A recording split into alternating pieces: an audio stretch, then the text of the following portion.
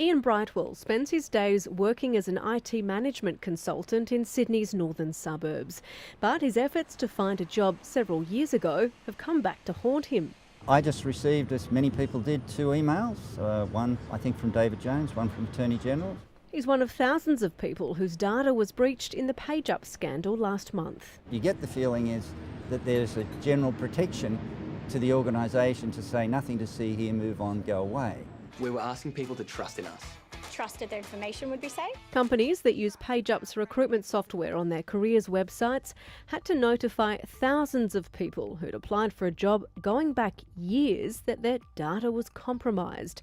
It's part of the government's new notifiable data breach scheme, mandating businesses be more transparent. It's not really forcing companies, as far as I can tell, to up their cybersecurity, which is what we really need.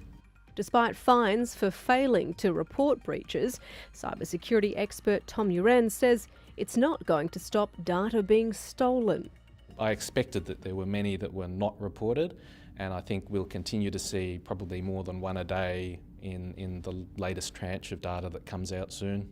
The Australian Information Commissioner is yet to reveal how many data breach notifications it received for the second quarter this year. But the numbers are likely to be significantly higher than what you might think. In the first quarter, just 6 weeks were monitored. But in that time, 63 breach notifications were reported. That's an average of 1.5 breaches every day in Australia. In May, it was human error that saw the email and hashed or hidden passwords of about 17 million people worldwide stolen from restaurant review app Zomato. And 2 weeks ago, Ticketmaster contacted Australian customers, warning their personal and payment details may have been stolen in a global hacking incident. There's, I think, a temptation that exists for companies to not report and just hope to keep the data breach hidden. There can be a very real cost for a company when a data breach occurs. The Ponemon Institute found the average global cost to a company can be more than $5 million when they lose people's data. Credit card information is stored and hacked, then attackers might be able to sell that credit card data on in the black market so that people can make false transactions against those card numbers. Murray Goldschmidt, who works with companies to develop their cybersecurity, says businesses aren't taking collection and storage of people's data seriously enough.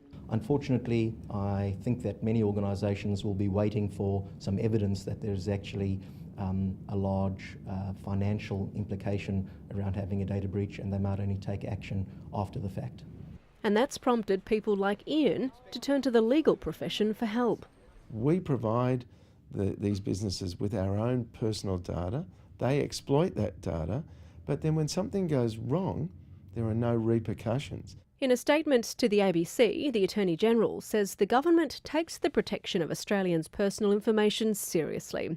Failure to comply with notification rules attracts a maximum penalty of $2.1 million for companies and fines of up to $420,000 for individuals. The Information Commissioner also has the power to seek compensation for victims. A class action can have a role to hold these businesses accountable, and then they can factor in the cost and the risk of having to pay compensation against the cost of providing appropriate levels of security. Mr Uren says companies should be making cybersecurity a priority. If you can't keep your data secret, you run the risk of basically losing the business. In the meantime, it remains a case of cyber user beware.